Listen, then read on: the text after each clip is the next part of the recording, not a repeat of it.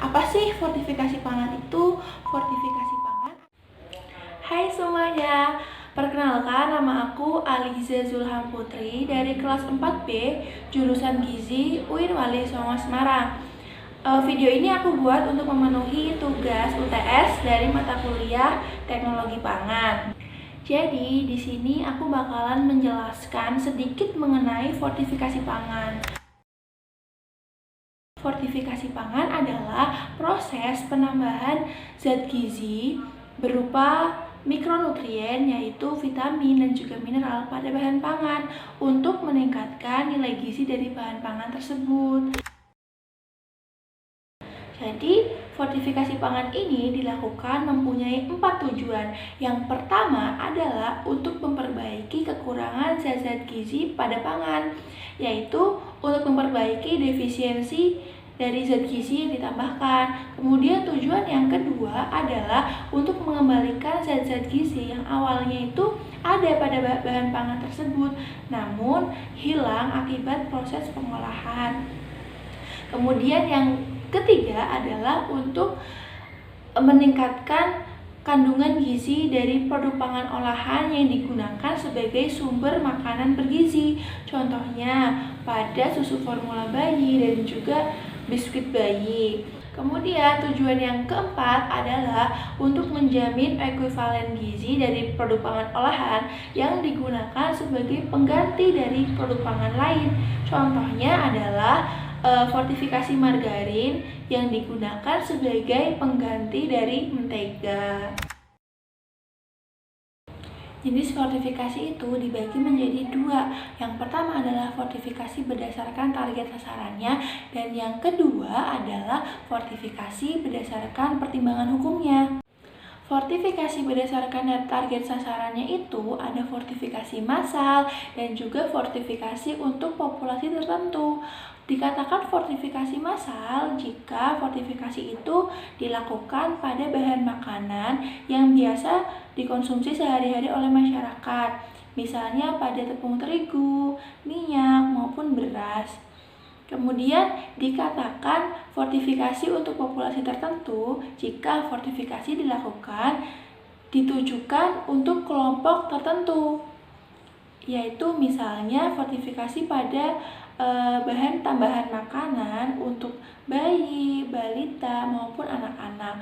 Ada juga biskuit khusus untuk ibu hamil dan fortifikasi pada makanan untuk kondisi darurat seperti untuk pengungsi. Jenis fortifikasi yang kedua yaitu berdasarkan pertimbangan hukumnya. Ada mandatory fortification dan juga voluntary fortification. Dikatakan mandatory fortification ketika pemerintah itu mewajibkan secara legal kepada produsen makanan untuk menambahkan zat gizi mikro pada makanannya dengan kategori tertentu. Kemudian dikatakan voluntary fortification ketika pembuat makanan itu secara bebas dapat memilih makanan khusus yang akan difortifikasi. Kemudian hasil fortifikasinya itu dapat mendorong pemerintah untuk memberikan izin dilakukannya fortifikasi.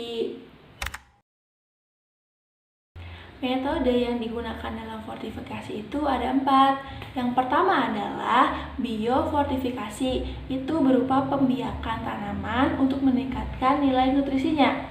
Kemudian yang kedua, biologi sintesis, berupa penambahan bakteri probiotik ke dalam makanan. Selanjutnya yang ketiga adalah fortifikasi komersial dan industri. Ini pada bahan yang biasanya dimasak seperti minyak, terigu, dan juga beras. Dan yang keempat yaitu fortifikasi rumah. Misalnya penambahan vitamin D tetes. Bahan pangan apa aja sih yang bisa difortifikasi? Jadi, enggak semua bahan pangan itu bisa difortifikasi. Ada 6 syarat yang harus dipenuhi. Yang pertama adalah jenis bahan pangan tersebut merupakan komoditi utama yang biasa dikonsumsi sehari-hari.